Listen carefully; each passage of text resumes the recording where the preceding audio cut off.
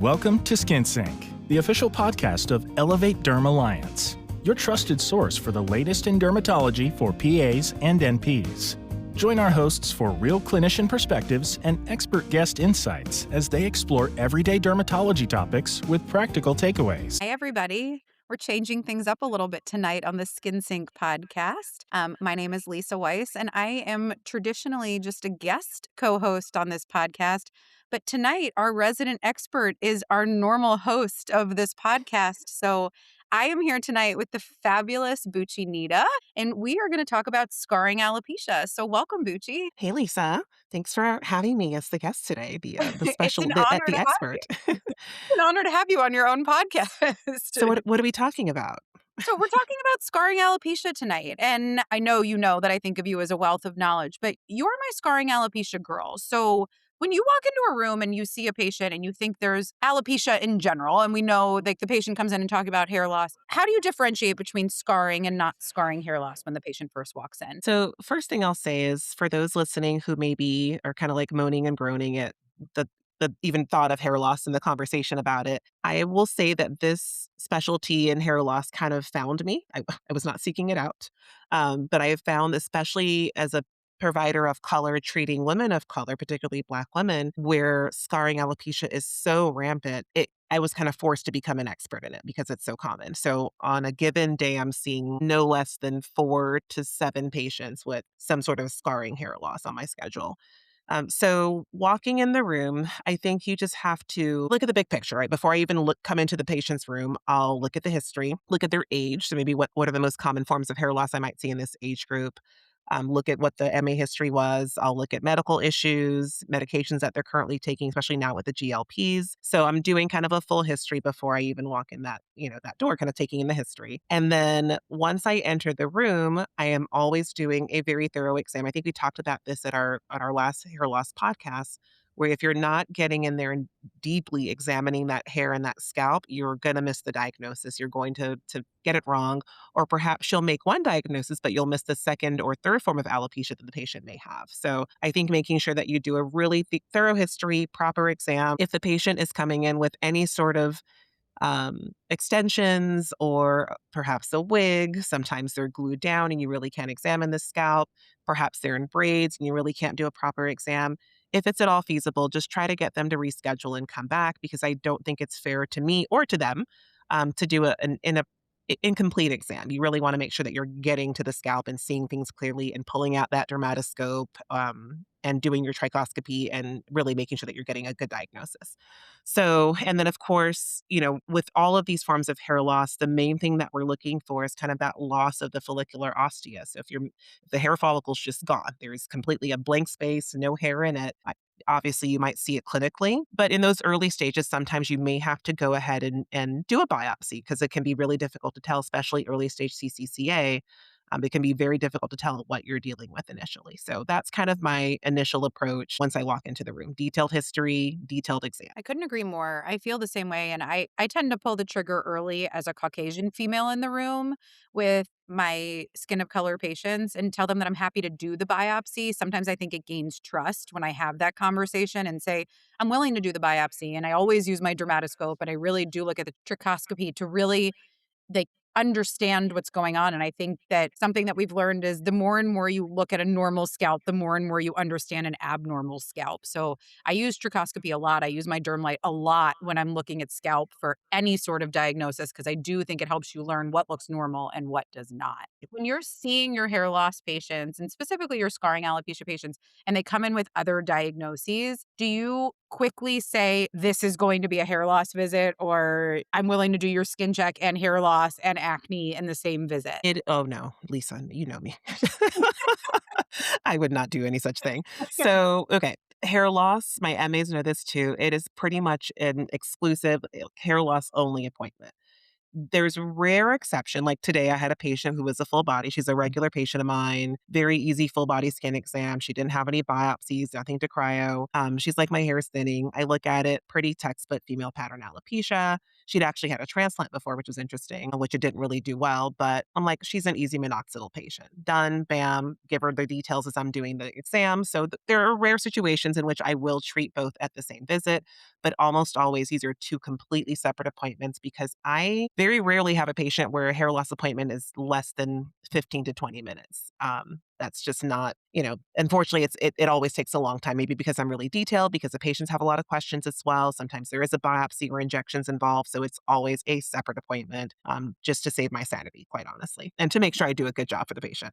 I get it. It's a thorough exam, and you want Right. to make sure you're giving it the time that it deserves. So, talk to me about traction alopecia. How do you have this conversation with patients if that's the diagnosis you're leaning towards after you've done trichoscopy and you've had conversations and really looked at the history? So obviously, I usually will ask them for history that's going to help me confirm that diagnosis because you can usually tell this clinically, but it's good to know what were you doing with your hairstyles, let's say, in the past year, in the past 5 years, in the past 10 years. You can't just focus on what they're doing now because they might tell you, well, I don't wear ponytails, I don't wear weaves, I don't wear braids. But maybe 5 years ago, that's all they were. So I think it's important to go back in time, listen to the history. How are they wearing their styles? If they have no clue, see if they can pull up some old photos so you can see what styles they had back then. And then the other thing with traction too is that sometimes, especially Black women, I think we've all learned, especially as women, that beauty is pain, right? And so for women, Black women especially, when we go to get our hair done, when I go to get braids or go to get a sew-in extension, I think we're just accustomed to it being painful. Like it's growing up having chemical relaxers in my scalp, like you would have sores in your scalp and they get crusty and dry. You pick them off, like that's just a normal a normal thing. No, that's So not normal. right. But unfortunately, culturally, it became such a normal thing. Even when you go to get a relaxer, which I don't do that anymore, but when I was a kid, the threshold for how long your stylist would leave that perm or that relaxer on your scalp was let me know when it starts burning. So she would slap this chemical on your head. You'd sit there for 15 or 20 minutes. You tough it out until it's like burning terribly. And then you're like, okay, I think it's time now. And then she goes and washes the relaxer. Like, this is the protocol for getting a relaxer back in the day. I want to cry for Right. you. It was terrible when I think back to it, like, this is horrible, but it still happens. And I think again, when women grow up accustomed to dealing with that pain all the time, it's not uncommon to get braids and you're like, okay, I'm gonna have to take ibuprofen for the next few days. I think it's just an accept it. We just accept it as reality. And the truth is that should never be the case. That hairstyle should not be painful. Hairstyle should not cause sores and tension and pimples and bumps. And so if you have a patient that maybe they're telling you it doesn't feel tight, but you're seeing clear evidence of early traction alopecia, it is important that you gently kind of have that conversation. Well, I know it's not too uncomfortable for you, but I am seeing signs that there's a lot of pulling at your hair follicle, and I just don't want you to have any permanent hair loss. I think if you kind of enter it gently, and there's one theory I've heard before. I think it was Dr. Candrace Heath that said this, but essentially start with a compliment when you're talking about a Black woman's hairstyle, and then you kind of introduce your concern or your question or your idea. Because especially when there's kind of missing mismatch of races, it's sometimes difficult to be able to have those conversations without offending people. So start with a compliment, tell them you like their hairstyle or their color or whatever it is, and then you can kind of go in there with your actual diagnosis and information. So I think that's really helpful. But again, getting patients to understand it is not normal to have tenderness and to have pain and to have redness when you're getting a hairstyle done, I think is really important. And of course, you can treat traction alopecia all day and all night, and we'll talk about that briefly. But if you're not stopping the hairstyle, the causative hairstyles in the first place, you're not going to get very far. So I think if patients really don't understand that, and it can take them some time, it doesn't always happen right off the bat. But give them options, show them photos of which hairstyles are high risk. You can find this information online. JAMA has a really nice article about this. But make sure that they understand what hairstyles are risky and what they can do that's less tension on their hair. So those are kind of my approaches to going over the diagnosis with patients. And how do you treat it after you've convinced them to change to a less harsh hairstyle? So typically, I'll start with a combination of topical medication. So that's going to include topical corticosteroids. I will almost always include topical minoxidil, usually in an oil formulation. So I usually will get this compounded. I'll go to slightly higher concentration, 7% minoxidil typically. And then I will add tretinoin. I have not had any patients having difficulty with adding the tretinoin, but Dr. Crystal Aga talks about this a lot. When we utilize tretinoin with minoxidil, it actually makes it more effective. So I do that quite frequently. Sometimes I will introduce intralesional steroid injections depending on activity level. If I have patients where there's really just no evidence that hair is coming back, I'm not really going to do much with injections, but I definitely do injections, especially early stage traction alopecia. So we'll do intralesional triamcinolone, usually around a concentration of 5 milligrams per milliliter about every 6 weeks or so. So that's my go to. Sometimes I will add oral minoxidil because sometimes we have to throw the whole kitchen sink at them. And those are usually my go to treatments. And I do find patients have a lot of success. And once you've had improvement, you can certainly kind of drop down to less frequent applications. And one thing I've been trying more recently is over the counter topicals, where there's a couple of new peptide serums on the market. I know peptides is kind of a bad word in dermatology right now, but at least topical peptides, there's a couple products out there that have them. Sometimes I'll use caffeine, sometimes we'll use things like niacinamide. There's a few things out there that can actually be somewhat helpful in stimulating hair growth or at least keeping the hair healthy. So that's my approach when it comes to traction alopecia. But the big thing is, again, treat early and get them out of those hairstyles that are causing harm. Do you even bring it up with parents when you see a little kid in the room who has really tight braids? Like, is it something that you address really early on? Absolutely. I actually had a mom concerned about her daughter's hair recently. And the mom was swearing up and down. She's like, I don't braid her hair tight. I don't braid her hair tight. And the dad was in the room, thankfully. He's like, giving me the side, the look on the side, like she absolutely braids her hair tight. I had to just kind of gently, like I said, compliment the daughter on her beautiful hair and let the mom know that perhaps we kind of just less tension. The styles may not last as long. I understand that, but it's going to be safer for her hair, and we don't want her to lose any of this beautiful hair that she has. So I think again, gentle approaches, complimenting can be really helpful, but you absolutely need to tell them early, just like any other condition, right? The earlier we get patients on board, the better. And moms are usually pretty receptive to that. Right. Well, thank you. That's incredibly helpful. Okay, let's dive in. Let's talk about CCCA. Sometimes I think, especially as a Caucasian provider and you're walking into the room with a skin of color patient, it can be daunting to have the conversation about CCCA. Tell me how you approach it with your patients, but also, are there things that we're saying as Caucasian providers that aren't correct, that we're telling patients and they might be myths and not truths? So, a couple things. I think the most important things, the complaints I get from my Black female patients when they've seen a provider that was not a Black provider is more that they did not examine them. That's it. That's the number one biggest complaint. They barely touched me or they didn't touch me. So, again, how are you making these diagnoses without a proper exam? That's the big one. And then not understanding the traditional practices of hair care when it comes to Black women. So if you're obviously telling them to shampoo on a daily basis, that doesn't make a whole lot of sense for women that have textured hair. If you are telling them that they have to completely eliminate a particular hairstyle, that's going to be really hard for someone to accept unless you give them options or alternatives. So again, it's not so much what you're saying is wrong. It's just a more of how you say it and making sure that you're providing options to those patients. But CCCA is a big one. I feel like it's really under recognized. I don't think we talk about it quite enough. There's obviously no FDA approved therapies on the market to treat it. I hope that will change. I hope, but unfortunately that's just not the case right now. And a big shout out to Dr. Crystal Agu over at Johns Hopkins, who does a lot of research on CCCA. She's done really great publications that have helped me as a clinician treat my patients more effectively, but it's an extremely common hair loss. Like I would say that's the majority of what I actually see when it comes to hair loss in my practice. But typically, these women are going to be African American. I don't know that I've seen it in any other race. And it typically is going to present central scalp. Be mindful, you can see CCCA in other areas. So if it's not central scalp, but you see patterns that fit with CCCA, keep it in mind. It can be an atypical pattern of CCCA where it can be scattered throughout the scalp. But generally, you're looking at the vertex scalp, sometimes tenderness, burning, itching, stinging. Sometimes it is completely asymptomatic. So I think you need to remember that as well, that just because they're not having symptoms doesn't mean it's not CCCA.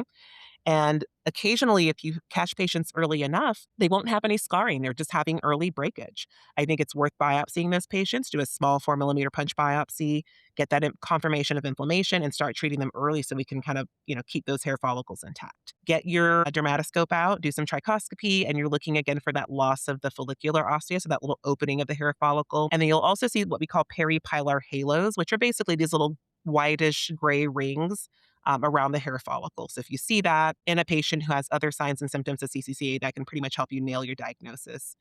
One thing I think is really interesting that we're still learning more about is that there obviously could be some genetics involved. There was a gene called the PADI3 gene that they showed was positive in about 24% of patients with CCCA. So there's probably more that we need to learn about that. And there's other links that I do tell patients about as well, like breast cancer and uterine fibroids and type 2 diabetes. And we don't know that there's any cause and effect happening here, but we do know that there's a strong association. So I think it's worth mentioning, hey, have you seen your primary care this year? Have you been screened for diabetes? Are you up to date with your mammograms?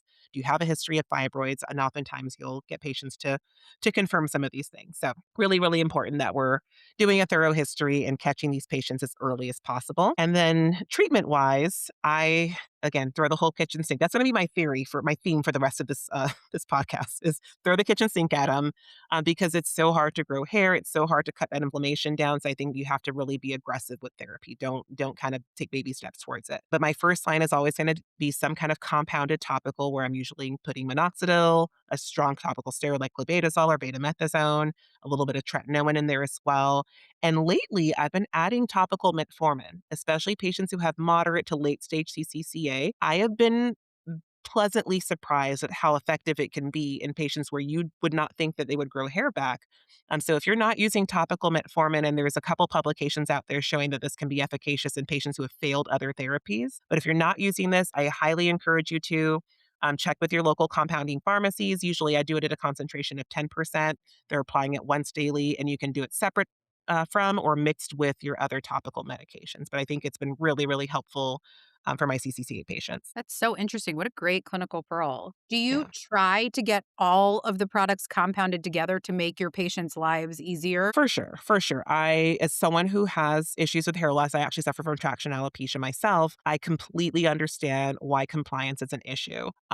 Recently, I've been using a new topical serum that I bought. It was from Beyonce's line because I like Beyonce, but and it has peptides in there too.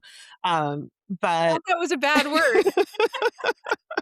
but I've been using it super consistently because it smells nice and it feels pretty, like it's nice and silky and smooth. And I like Beyonce, and it's a really pretty silver bottle.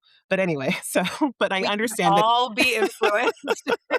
I am very easily influenced, sadly.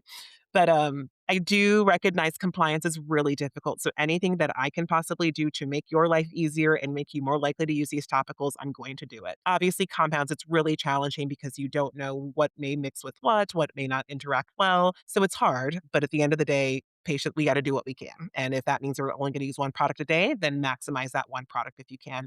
I usually will do it again in an oil-based formulation or sometimes a cream-based depending on the patient's needs. But liquid solutions can be a little bit irritating, so just be cautious with that and textured hair. And then in addition to what we talked about already, I am typically incorporating oral antibiotics, sometimes at your standard, 100 to 200 milligram doses of doxycycline. And sometimes for maintenance, I'll do lower doses instead. So those are all things. I've actually had a patient interestingly try topical or Roflumilast for her CCCA, and it's working pretty well for her. But there's a host of things you can do out there that can be really helpful. But definitely could keep in mind that combination therapy is going to be key. Great pearls. Thank you. Okay, we're seeing more and more frontal fibrosing alopecia. Talk to me about when you're diagnosing it, how you discuss it with your patients. Do you give them hope? And do you try to recognize it as early as possible to stop that march? Yes, all of those things. So it's alarming, actually, how much we're seeing FFA. And I'll kind of tie in LPP to this as well, because I feel like they kind of fit into the same bucket. But we're seeing FFA very frequently. And oftentimes I'm actually diagnosing it just through a routine skin exam. Patients sometimes are not coming in for that specific diagnosis or for hair loss, but I just happen to notice it and I'll point it out to them and I'll have them come back for that hair loss appointment. I do offer them hope. We know this is a scarring process. I think it's one of the more aggressive forms of scarring, alopecia. And once that follicle is gone, it is gone. This is not unlike CCCA. I feel like I can kind of recover sometimes with CCCA.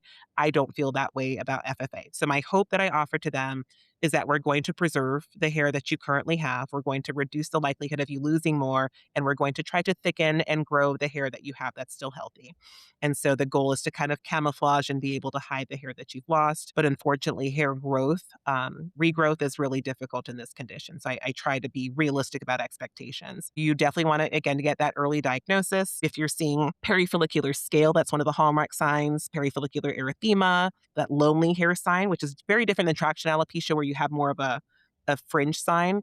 But lonely hairs, if you have just one or two isolated hairs surrounded by alopecia and hair loss on the frontal scalp, that's a good clue that you're dealing with FFA. And a big thing that I see very, very frequently are those facial papules. So if you haven't noticed them, look for them. If you see FFA and you're like, I'm not for sure that's what I'm dealing with here. If they've got these little fine flesh tone facial papules, you're likely dealing with FFA. If there's eyebrow loss, you're likely dealing with FFA. And in Black women and Indian women as well, if you're seeing lichen planus pigmentosus, just like a deep hyperpigmentation along the lateral sides of their face, along with this pattern of hair loss, you're likely dealing with frontal fibrosing alopecia. So again, keep in mind all of the signs and symptoms and conditions that come with this disorder. But again, very difficult to treat. We know it's postmenopausal women. We are unsure of the causes of this as of right now. We think there's a hormonal effect, but we do know that there's theories at least about sunscreen being a culprit. So I do tell patients to switch to all mineral only sunscreens when I'm treating them, just because in the event that it's a chemical sunscreen causing it, we just want to make sure we eliminate that risk factor. But that's kind of my approach to that patient. So with frontal fibrosing alopecia and with lichen planopilaris, which can be more patchy in its appearance, it's not just frontal scalp.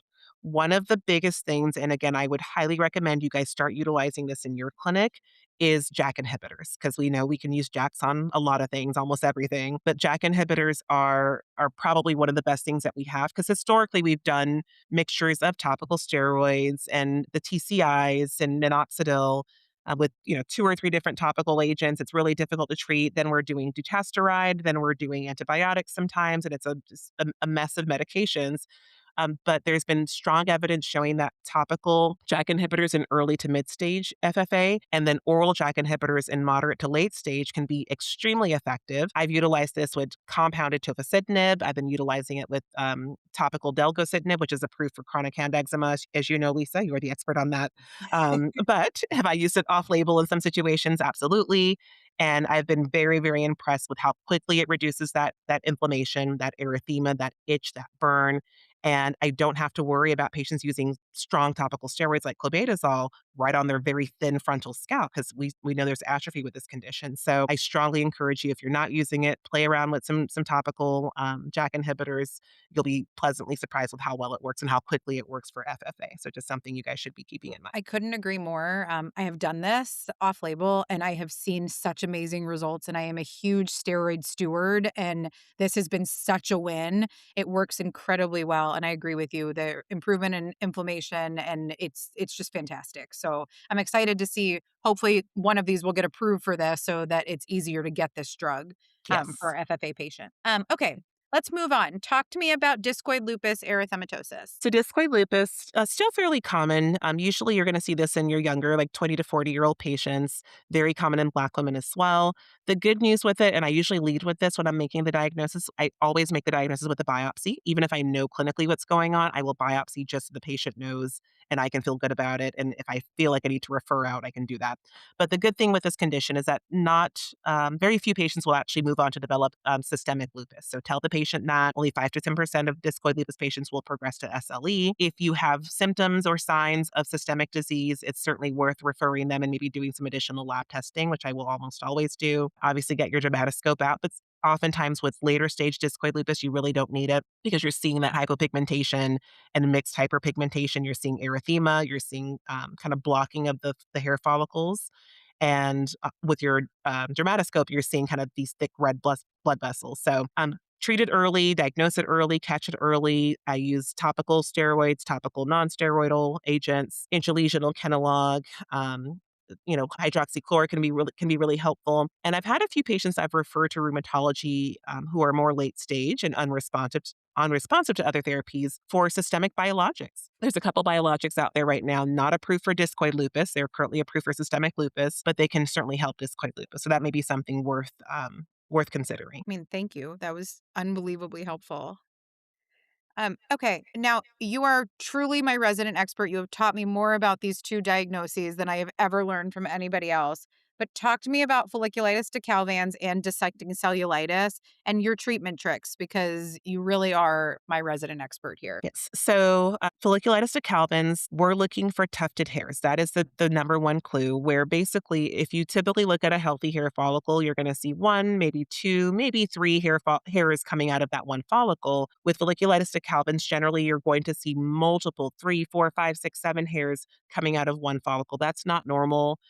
Some people have called it the doll hair sign, where it looks like it's the head of a little baby doll. But tufted hairs is a huge sign. Inflammatory papules and pustules. These two conditions are a part of neutrophilic disorders.